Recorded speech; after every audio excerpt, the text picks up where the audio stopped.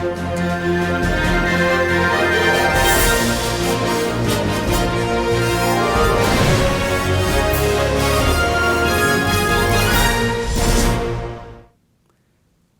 मुंसिफ TV में आपका इस्तकबाल है और आप देख रहे हैं महाराष्ट्र न्यूज। पहले हेडलाइंस को पेश करने में ताउन किया है डॉक्टर ऑर्थो ऑयल के साथ साथ डॉक्टर ऑर्थो कैप्सूल्स साथ लेना ना भूलें। लोखंडवाला फायरिंग केस अदाकार कमाल आर खान 27 जनवरी तक पुलिस तहवील में, लाइसेंस याफ्ता असलहा भी किया गया जब्त।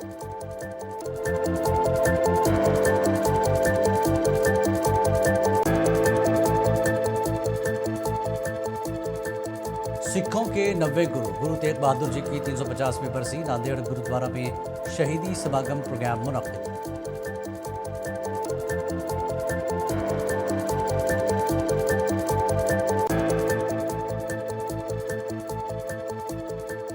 जलगांव के बीएलओज ने आला हुकाम को पेश किया मेमोरेंडम, कहा इजाफी शहरी मैपिंग के काम से तदरीसी सरगर्मियां हो रही हैं मुतासर।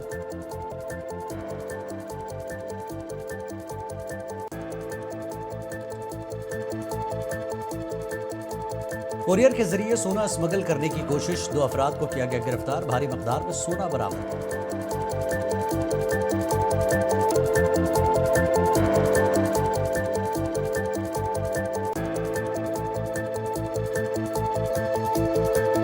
मुल्क भर के 45 मकामात पर रोजगार मेला, वज़ीर-ए-आज़म नरेंद्र मोदी ने वीडियो कॉन्फ्रेंसिंग के जरिए 61,000 नौजवानों में तकसीम किए तकर्रुरी खुतूत।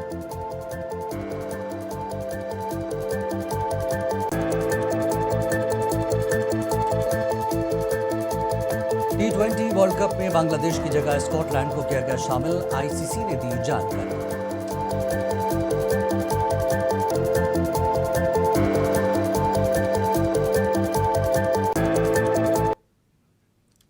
और खबर तफसील से, मुंबई की एक मकामी अदालत ने अदाकार कमाल खान को फायरिंग के मामले में 27 जनवरी तक पुलिस तहवील में भेजने का हुक्म दिया है। पुलिस ने कमाल खान को अदालत में पेश किया था, जहां तफ्तीश के लिए मजीद हिरासत की दरख्वास्त की गई। अदालत ने केस की संगीनी को मद्देनजर रखते हुए पुलिस तहवील की इजाज़त दे दी। वाज़ेह है कि मुंबई पुलिस ने अदाकार कमाल आर खान को लोखंडवाला सोसाइटी फायरिंग केस के सिलसिले में गिरफ्तार किया। ज़राए के मुताबिक ये कार्रवाई ओशिवारा में पुलिस स्टेशन की जानब से दर्ज एफआईआर की बुनियाद पर की गई है। केस से मुतल्लिक मज़ीद तफ्तीश जारी है। मुंबई पुलिस ने अदाकार कमाल आर खान को अंधेरी में वाक़ एक रिहायशी इमारत पर फायरिंग करने के इल्ज़ाम में गिरफ्तार कर लिया। पुलिस के मुताबिक KRK ने अपने लाइसेंस याफ्ता असलहे से 4 राउंड फायर किए, जो इस इमारत को जा लगे, जहां मारूफ मुसन्निफ व हिदायतकार नीरज कुमार मिश्रा रिहायश पजीर हैं। तफ्तीश के दौरान KRK ने एतराफ़ किया कि उन्होंने 18 जनवरी को फायरिंग की थी। पुलिस ने वाक़े में इस्तेमाल होने वाला लाइसेंस याफ्ता असलहा भी बरामद कर लिया। खुशकिस्मती से इस वाक़े में किसी जानी नुकसान की इत्तला नहीं मिली। ताहम फायरिंग के बाद इलाके में खौफ हिरास फैल गया है।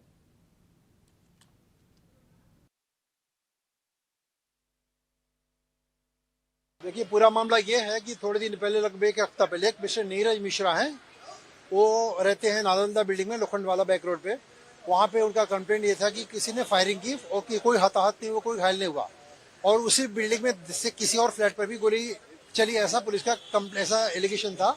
और ये चीज़ें पुलिस इंक्वायरी की। इंक्वायरी के दौरान लगभग एक हफ्ते बाद इनको कल रात में, कल शाम के टाइम में पुलिस ने इनको अरेस्ट किया, एलिगेशन पे कि आपने गोली चलाई। ये है। तो हमारा जो कोर्ट में सबमिशन ये है कि फर्स्ट ऑफ ऑल जो नालंदा बिल्डिंग है और जो कमाल खान साहब का बंगला है, इन दोनों के बीच में 400 मीटर का डिस्टेंस है। और जो पिस्टल जो पुलिस ने बरामद की इनके पास से, उनकी लाइसेंसी गन है। उस गन की क्षमता 20 मीटर से ज्यादा नहीं है, मैक्सिमम 20 मीटर में वहां पे उससे फायरिंग हो सकती है। तो पुलिस का ये मानना कि इस गन से चली और वहां तक गोली पहुंची, अपने आप में ही ये संदेहास्पद है, बल्कि असंभव है, ऐसा मैं कहूंगा मैं। तो हमारा कंटेंशन ये था कि I am not a person, हमारे पास रिवॉल्वर होना इस बात का सबूत नहीं कि हमने गोली चलाई। सेकेंडली, पुलिस ये ग्राउंड लेके चल रही है कि हमने इतनी गोलियां हमने खरीदी थी लाइसेंस दुकान से, और उसमें से इतनी गोलियां बची हैं, तो बाकी का क्या हुआ? तो बाकी का है हमारे पास सब रिकॉर्ड है, सारी चीजें हैं, वो हम पुलिस को बताएंगे। उसके लिए हमारी पुलिस कस्टडी इनकी कंपल्सरी नहीं है। हमारा ये बोलना है कि इस घटना और इस पूरे मामले पर हमारे नुमाइंदे अमजद हमारे साथ मजीद जानकारी के लिए मौजूद है। अमजद, जिस तरह से वकील की का रिएक्शन हमने देखा और एक हफ्ते के बाद गिरफ्तारी, क्या कुछ तार इसमें दूसरी तरफ से भी जोड़ते हुए नजर आ रहे हैं? क्या अपडेट है आपका? देखिए जिलानी जी, साफ तौर पे बता दूं, जिस तरीके से लोखंड वाला फायरिंग केस में गिरफ्तारी भी है, इस गिरफ्तारी को लेके भी कहीं ना कहीं एक सवाल उनके जो वकील है वो उठाते हुए नजर आए। और साफ तौर पे कमाल खान की अगर बात करें तो उनका साफ तौर पे ये कहना था कि जब वो अपने घर पे लाइसेंसी रिवॉल्वर जो है वो साफ कर रहे थे, उसके बाद जब फायरिंग हुई है उसको लेके कहीं ना कहीं जो है वो उनका ये कहना था कि वो फायरिंग जो है जानबूझ के नहीं हुई है। हालांकि वो लाइसेंसी रिवॉल्वर है, उसके ऊपर से और जो अगर बात करें उसके घर के सामने जो है 2 माले पे डायरेक्टर एक रहते हैं और एक जो 4th फ्लोर पे है वो 4th फ्लोर पे एक मॉडल रहता है, जिसको लेकर लोग एक गोशियारा पुलिस स्टेशन में कंप्लेंट दर्ज करी गई थी। उस कंप्लेंट के अंदर साफ तौर पे कहा गया था कि कमाल खान जो है ये फायरिंग करे हैं, जिसके बाद पुलिस ने तफ्तीश जो है वो अपनी जारी करी थी। उसके बाद कमाल खान की गिरफ्तारी होती है और गिरफ्तारी होने के बाद कहीं ना कहीं 27 तारीख तक का उनको जो है रिमांड पे भेज दिया जाता है। देखिए कमाल खान हमेशा से जो है विवादित में रहते हैं। उन्होंने तमाम सेलिब्रिटीज हो या टिप्पणी जो करते हैं वो विवादित बयान देते हैं, विवादित पोस्ट करते हैं। लेकिन अमजद, गिरफ्तारी की बुनियाद क्या बताएगी कानूनन? क्योंकि एक हफ्ता हो गया फायरिंग को लेकर और कोई जानी नुकसान भी नहीं है, तो कारण क्या बताए जा रहे हैं कि वजूहात क्या है? फायरिंग क्या किसी को निशाना बनाकर की गई? क्या कुछ इल्जाम है इसको लेकर? अब ये देखिए यही जो पुलिस की जो तहकीकात है, जो रिमांड लिया गया है 27 तारीख तक का, तो पुलिस यही जानने की कोशिश करेगी कि फायरिंग की वजह, असल वजह क्या थी। क्या इनकी कोई जाती दुश्मनी थी या वाकई में ट्रायल कर रहे थे या क्या तमाम चीजें थी, ये तो तहकीकात के बाद ही सामने निकल के आएगा।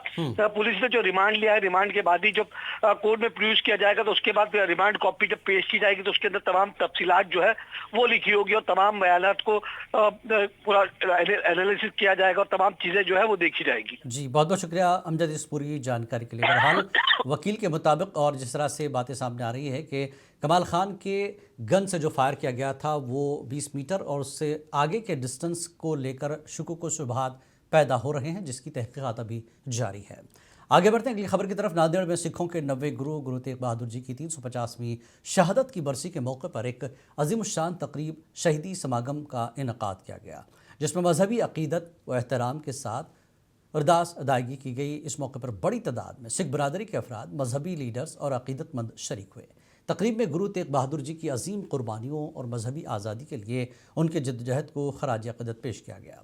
मुक़र्रिरीन ने अपने खिताब में कहा कि गुरु तेग बहादुर जी ने जुल्म के ख़िलाफ़ खड़े होकर हक़, इंसाफ और मजहबी रवादारी की ऐसी मिसाल कायम की जो आज भी इंसानियत के लिए मशाल राह है। तकरीब के दौरान अमन, भाईचारे और हम आहंगी के पैगाम पर जोर दिया गया, जबकि गुरु तेग बहादुर जी की तालीमात पर अमल करने की अपील भी की गई।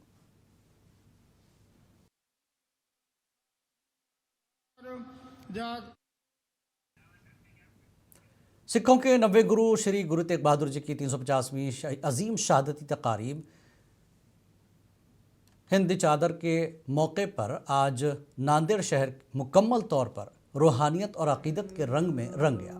बोले सुनिहाल, सत श्री अकाल के फलक शिगाफ नारों, हेलीकॉप्टर से फूलों की बारिश और संतों, अकीदतमंदों, अवामी नुमाइंदों और इंतजामी अफसरान की पुरजोश शिरकत के साथ एक शानदार और तारीखी नगर कीर्तन मुनक्किद हुआ। ये तारीखी नगर कीर्तन की आज सुबह 8 बजे तख्त सचखंड श्री हजवर साहब से रवाना होकर इब्तिदा में गुरुद्वारा में बाकायदा दास अदा की गई। इसके बाद गुरुद्वारा गेट नंबर 1 के करीब जब श्री गुरु ग्रंथ साहब जी की पालकी पहुंची तो नांदेड़ पुलिस की जानब से बाज़ाब्ता गार्ड ऑफ ऑनर पेश किया गया।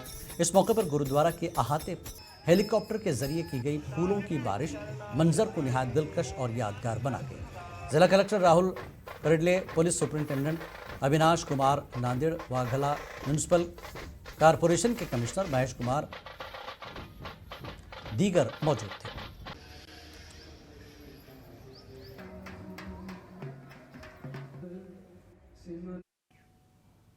पंजाब के वज़ीर आला भगवंत मान नांदेड़ गुरुद्वारा में मुनक्किद तकरीब में शिरकत की। इस दौरान उन्होंने गुरु तेग बहादुर की खिदमात को याद किया और कहा कि गुरु तेग बहादुर इंसानियत के लंबरदार थे। नांदेड़ पहुंचने पर भगवंत मान का वालिहाना इस्तकबाल किया गया। भगवंत मान ने नांदेड़ पहुंचकर मीडिया से मुख्तसर गुफ्तगू में कहा कि उनका मकसद पंजाब और महाराष्ट्र के दरमियान तल्लुकात को मज़ीद मजबूत बनाना और मुश्तरका तरक्याती मनसूबों पर बातचीत करना है। उन्होंने इलाके के अवाम के साथ मुलाकातों और तरक्याती मनसूबों का जायज़ा लेने के हवाले से अपने दौरे की अहमियत पर जोर दिया। ਇੱਥੇ ਆਉਣ ਦਾ ਮੌਕਾ ਮਿਲਿਆ, ਨਤਮਸਤਕ ਹੋਣ ਦਾ ਮੌਕਾ ਮਿਲਿਆ ਤੇ ਕਮੇਟੀ ਨੇ ਮੈਨੂੰ ਮਾਨ ਸਤਿਕਾਰ ਦਿੱਤਾ, ਉਹਦੇ ਲਈ ਮੈਂ ਬਹੁਤ ਧੰਨਵਾਦ ਕਰਦਾ ਸਾਰਿਆਂ ਦਾ। ਤੇ ਗੁਰੂ ਸਾਹਿਬ ਦੇ ਦਰ ਤੇ ਮੱਥਾ ਟੇਕਾਂਗੇ, ਪੰਜਾਬ ਦੀ ਭਲਾਈ, ਦੇਸ਼ ਦੀ ਭਲਾਈ ਦਾ ਅਰਦਾਸ ਕਰਾਂਗੇ। ਦੇਖੋ, ਗੁਰੂ ਸਾਹਿਬ ਦੀ ਜਿਹੜੀ ਕੁਰਬਾਨੀ ਹੈ, ਲਾਸਾਨੀ ਕੁਰਬਾਨੀ, ਗੁਰੂ ਤੇਗ ਬਹਾਦਰ ਸਾਹਿਬ, ਗੁਰੂ ਗੋਬਿੰਦ ਸਿੰਘ ਜੀ ਮਹਾਰਾਜ ਦੀ ਪੂਰਾ ਸਰਬੰਸ ਵਾਰਿਆ, ਉਸ ਤੋਂ ਪਹਿਲਾਂ ਗੁਰੂ ਅਰਜਨ ਦੇਵ ਜੀ ਦੀ ਸ਼ਹੀਦੀ ਹੈ ਤੇ ਮਤਲਬ ਐਸੀਆਂ ਕੁਰਬਾਨੀਆਂ ਨੇ ਜਿਨ੍ਹਾਂ ਦੀ ਮਿਸਾਲ ਦੁਨੀਆ 'ਚ ਨਹੀਂ ਮਿਲਦੀ। ਤੇ ਜੇ ਕੁਰਬਾਨੀਆਂ ਦੀ ਮਿਸਾਲ ਦੁਨੀਆ 'ਚ ਨਹੀਂ ਮਿਲਦੀ ਤਾਂ ਉਹਨਾਂ ਦੀਆਂ ਸ਼ਤਾਬਦੀਆਂ ਮਨਾਉਣ ਦੀ ਮਿਸਾਲ ਵੀ ਨਹੀਂ ਮਿਲਣੀ ਚਾਹੀਦੀ, ਅਲੱਗ ਤੋਂ ਹੋਣੀ ਚਾਹੀਦੀ ਹੈ। ਸੋ ਅਨੰਦਪੁਰ ਸਾਹਿਬ 'ਚ ਅਸੀਂ 350 ਸਾਲਾ ਗੁਰੂ ਸਾਹਿਬ ਦਾ ਮਨਾਇਆ ਤੇ ਹੁਣ ਜਗ੍ਹਾ ਜਗ੍ਹਾ ਫੰਕਸ਼ਨ ਚੱਲ ਰਹੇ ਨੇ, ਜਗ੍ਹਾ ਜਗ੍ਹਾ ਕਿਤੇ ਕੋਈ ਉਹਨਾਂ ਦੀ ਜੀਵਨੀ ਬਾਰੇ ਕੋਈ ਪਲੇ ਹੋ ਰਹੇ ਨੇ, ਕਿਤੇ ਸਾउंड शो हो रहे हैं, कोई जिन्हें भी असी दस सकी गुरु साहब। सेना यूबीटी के लीडर संजय राउत ने दावा किया कि महाराष्ट्र की नेशनल कॉन्फ्रेंस के दोनों धड़े जल्द मुतहद हो जाएंगे और नायब वज़ीर आला अजित पवार दोबारा महाविकास अघाड़ी में शामिल हो जाएंगे। राउत ने सहाफ़ियों से कहा कि गुफ्तगू करते हुए कहा कि मौजूदा हुकूमत में शामिल एनसीपी ने शरद पवार की क़यादत में इत्तेहाद कायम कर लिया है, क्योंकि दोनों धड़े आइंदा ज़िला परिषद और पंचायत कमेटी इंतखाबात में क्लॉक पोलिंग सिंबल पर इंतखाब लड़ेंगे। तुम्ही चुकीच्या दिशेने प्रश्न विचारता। मी असा विचार करतो, तो आम्ही सगळे असा विचार करत आहोत की शरद पवार हे अजित पवारांसह महाविकास आघाडीत येतील, असं काय विचार कर की शरद पवार आणि अजित पवार हे एकत्रित महाविकास आघाडीमध्ये, म्हणजे अजित पवारांसह महाविकास आघाडीत असेल ना, कारण शरद पवार हे आमच्या बरोबर आहेत, त्यांचा पक्ष महाविकास आघाडीत आहे, अजित पवार हे महायुतीमध्ये आहेत, तरी त्यांनी महाविकास आघाडी बरोबर पाठ लावलेला आहे। अशा वेळेला त्यांच्या तिथे कारवाई आणि आमच्या माहितीनुसार आणि खात्री मला अशी मुंबई बार एसोसिएशन की जानिब से मुनक्किदा फौली नरिमान मेमोरियल लेक्चर में chief justice of India Suryakant ने शिरकत की और लेक्चर से खिताब किया। चीफ जस्टिस सूर्यकांत ने अपने खिताब में फौली नरिमान की कानूनी खिदमत, अदालती निज़ाम में उनके किरदार और जमहूरी उसूलों की पासदारी में उनके ताउन को खराज तहसीन पेश किया। उन्होंने कहा कि फौली नरिमान ने कानून की खिदमत में हमेशा अदल व इंसाफ को मुकद्दम रखा और मुल्क में कानूनी शऊर को फ़रोग़ देने में अहम किरदार अदा किया। सूर्यकांत ने वकला और तलबा को मुखातिब करते हुए अदलिया के अखलाकी मयार, कानूनी तरबियत और आवाम के हकूक़ के तहफ़्फ़ुज़ की अहमियत पर ज़ोर दिया। उन्होंने कहा कि वकला और जज हजरात को हमेशा अवामी भरोसे के मयार पर पूरा उतरना चाहिए और अदलिया की आज़ादी को हर हाल में बरकरार रखना ज़रूरी है।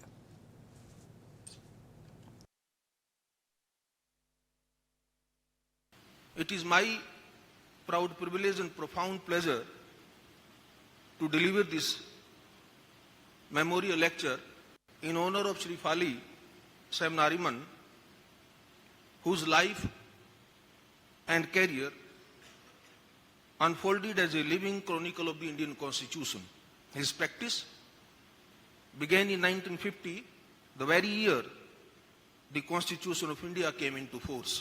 As the nation took her first steps as a constitutional democracy,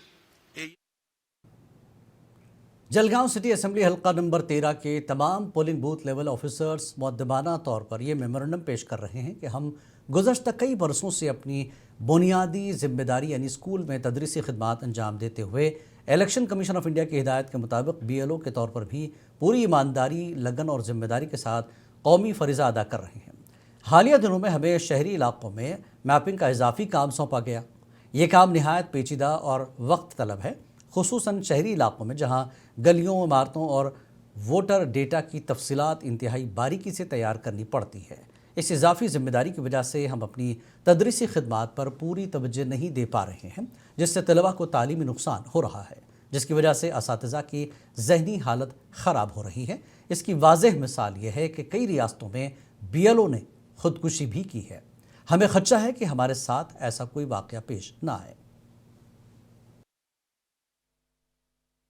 तर आम्ही सगळे जळगाव शहरातील BLO आहोत, सगळे शिक्षक, प्राथमिक माध्यमिक सगळे, आणि आम्हाला दररोज व्हॉट्सअपच्या माध्यमातून BLOच्या ग्रुपवर वेगवेगळ्या कामासंदर्भातल्या ऑर्डर्स येत आहेत आणि त्या ऑर्डर्स येत असल्यामुळे आम्ही सगळे BLO थोडे सगळे टेन्शनमध्ये आलेलो आहोत. कारण की शाळा सांभाळून विद्यार्थ्यांचं काम करून हे काम होणं शक्य नाही अशी आमची सगळ्यांची भावना झालेली आहे. SIR जो उपक्रम पुढे भविष्यात येणार आहे त्याची पूर्वतयारी आमच्या मुंबई के धारावी इलाके में चमड़ा कारोबारियों को उम्मीद है कि फरवरी में पेश होने वाला मरकजी बजट उनके चेहरों पर मुस्कुराहट लाएगा। कारोबारियों का कहना है कि ट्रंप इंतजामिया की तरफ से भारत पर आयत करदा टैरिफ ने बरामदात पर मनफी असर डाला है, जिससे धारावी के सनतकार काफ़ी परेशान है। चमड़ा सनतकार बजट से तवक्को रखते हैं कि खाम माल की कीमतों में कमी, मार्केटिंग की मदद और बरामदात को फ़रोग़ देने वाली पॉलिसी पेश की जाएगी। चमड़ा सनत से वाबस्ता ताजिरों ने हुकूमत से उम्मीद की है कि कच्चे माल की कीमतें कम हों ताकि उन्हें कारोबार करने में आसानी हो सके। बरामदात में कमी की वजह से मजदूरों की कमाई भी मुतासर हो रही है। सरकार से यही उम्मीद है जितना वर्कर है उन लोगों को सरकार से यही उम्मीद है तो कुछ बेनिफिट हो। कच्चा मटेरियल का रेट जो बढ़ा है वो कम करे, हम लोग ग्रोथ बढ़ाए, काम का हो एक्सपोर्ट इंपोर्ट प्लस में अदर होलसेलर वाला ये माल लेगा तो ही नहीं भले ग्रोथ इसका बढ़ेगा। तो यही कम हो गया हुआ। एक्सपोर्ट तो बहुत ही कम हो गया हुआ। एक्सपोर्ट की वजह से तो वर्कर लोग ज्यादा जीता है। सर क्या उम्मीद क्या है सर जी, सामान उमान क्या जरा मटेरियल का रेट और जरा कम रहे ताकि हम लोग भी ज्यादा रेट में शूज बेच नहीं पाए, कस्टमर को भी भारी नहीं लगे। मटेरियल का रेट कम रहेगा तो हम लोग भी रेट जरा कम ही लगाएंगे। अब मटेरियल का भाव बढ़ेगा तो जाहिर सी बात है शूज का भी भाव बढ़ेगा। हमें इस बजट से सरकार से यही उम्मीद है कि सरकार थोड़ा इस पे कुछ रियायत दे और कुछ संशोधन दे और GST थोड़ा सा कुछ कम।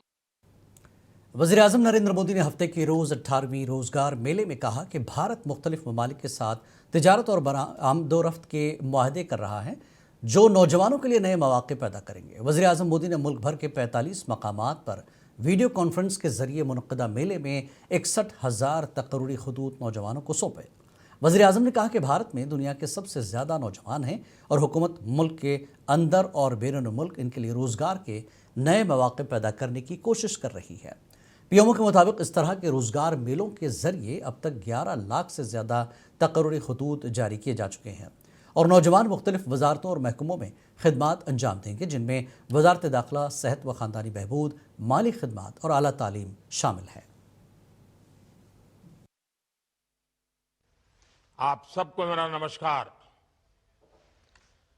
साल 2026 का आरंभ आपके जीवन में नई खुशियों का आरंभ कर रहा है।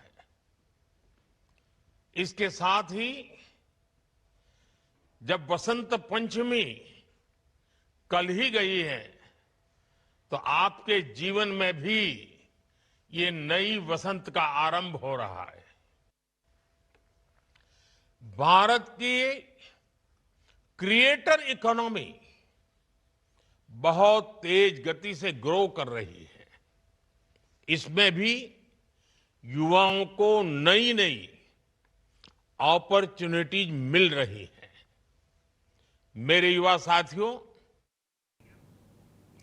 Directorate of revenue intelligence Mumbai ने कोरियर के जरिए सोने की स्मगलिंग की एक नई और अनोखी कोशिश को नाकाम बनाते हुए 1 किलो 815 ग्राम सोना जब्त कर लिया, जिसकी मालियत तकरीबन 2 करोड़ 89 लाख रुपए बताई जा रही है।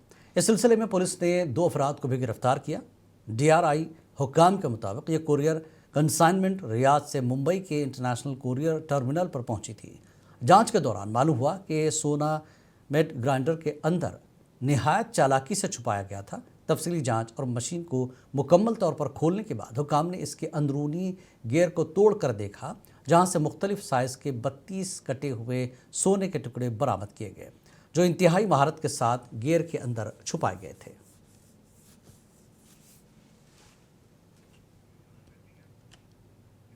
जलगांव जिले की मुख्तलिफ समाजी, फलाही और अमन पसंद तंजीमों के जिम्मेदारान, ओहदेदारान और समाजी कारकुनान ने ज़िला कलेक्टर को मेमोरेंडम पेश किया गया। ज़िला जलगांव के समाजी कारकुन मुफ्ती मोहम्मद हारून अब्दुल करीम सालार ने कहा कि गुज़श्ता कुछ दिनों से जलगांव ज़िले के बाज़ इलाकों में मामूली बातों को लेकर फ़िरक़ावाराना कशीदगी पैदा करने की कोशिशें की जा रही है। कुछ मखसूस नौजवान तंजीमें और अनासिर कानून को अपने हाथ में लेकर खुद को इंसाफ का अलमबरदार समझने लगे हैं, जो कि न सिर्फ आइन और कानून की खिलाफ वर्जी है बल्कि ज़िले के अमन व अमान के लिए भी संगीन खतरा है। मुख्तलिफ तंजीमों के जिम्मेदारों ने इन वाक़यात की गैर जानिबदाराना तहक़ीक़ात और कानूनी कार्रवाई की मांग की है।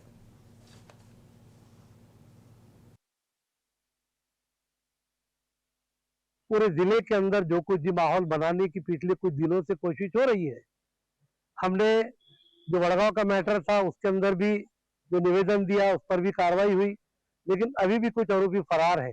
लिखित रूप से पीआई साहब का लेटर आया कि हम फरार आरोपियों को ढूंढ रहे हैं। इसी तरीके से सुलेमान पठान की हत्या। मुंबई के बोरीवली वेस्ट LIC कॉलोनी में वाक़ मंदिर के गेट पर एक बुजुर्ग खातून के गले से सोने की चेन छीनकर फरार होने वाले मुलजमान को पुलिस ने महज 24 घंटों के अंदर गिरफ्तार किया और 25 ग्राम सोना बरामद कर लिया। असिस्टेंट पुलिस कमिश्नर संतोष धानोटे के मुताबिक 21 जनवरी की शाम तकरीबन 7:40 बजे 70 साला वसंती आयर मंदिर में दर्शन के लिए जा रही थी। जैसे ही वो दरवाजे पर दाखिल हुई, छुपे से आने वाले एक शख्स ने उनके गले की सोने की चेन छीन कर एक करीबी ऑटो रिक्शा में बैठकर फरार हो गया। मुतासरा खातून ने फौरी तौर पर पुलिस में शिकायत की। तफ्तीश में मालूम हुआ कि मुलजमान ने ऑटो रिक्शा की नंबर प्लेट पर ग्रीस लगाकर शनाख्त छुपाने की कोशिश की थी। CCTV फुटेज के जायजे के बाद पुलिस टीम ने ऑटो रिक्शा के ड्राइवर को गणेश्वर नगर से गिरफ्तार किया। गिरफ्तारी के बाद उसके कब्जे से 25 ग्राम सोना बरामद कर लिया।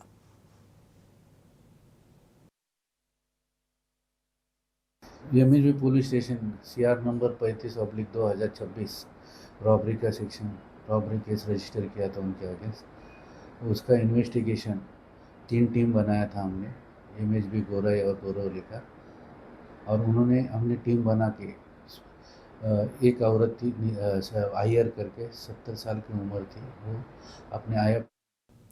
जालना पुलिस ने शहर के नतुन वसमत इलाके में जुमे की शब पेश आने वाली सनसनीखेज फायरिंग के वाक़े का पता लगाकर 2 मुलजमान को गिरफ्तार कर लिया। वाक़े में चरण रायमल नामी नौजवान को नामालूम अफराद ने पिस्तौल से फायरिंग करके शदीद ज़ख्मी कर दिया था, जिसके बाद उसे निजी अस्पताल ले जाया जा रहा था, लेकिन रास्ते में ही उसकी मौत हो गई। पुलिस के मुताबिक जुमे की रात तकरीबन 8:30 बजे 2 नौजवान स्कूटी पर आकर जिला अस्पताल रोड पर चरण रायमल पर अंधाधुंध फायरिंग की। वाक़े की संगीनी को देखते हुए सीनियर पुलिस अफसरान ने फौरी कार्रवाई की और शहर और आसपास के इलाकों में मुतादिद खुसूसी टीमें तश्कील देकर तलाशी मुहिम शुरू की।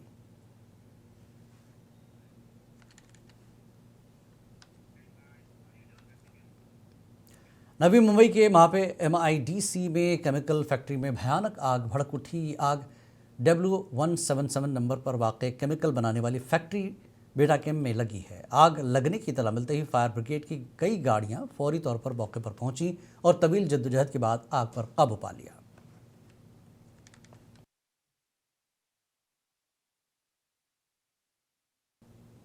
इंटरनेशनल क्रिकेट काउंसिल ICC ने बाज़ाब्ता तौर पर बांग्लादेश क्रिकेट बोर्ड को मुतल्लिक़ किया गया कि आने वाले T20 वर्ल्ड कप में अब बांग्लादेश की जगह स्कॉटलैंड शिरकत करेगा।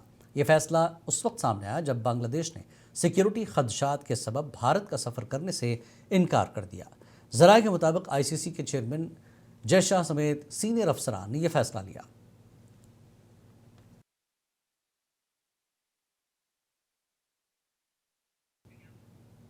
महाराष्ट्र न्यूज़ में फ़िलहाल इतना ही। आदाब।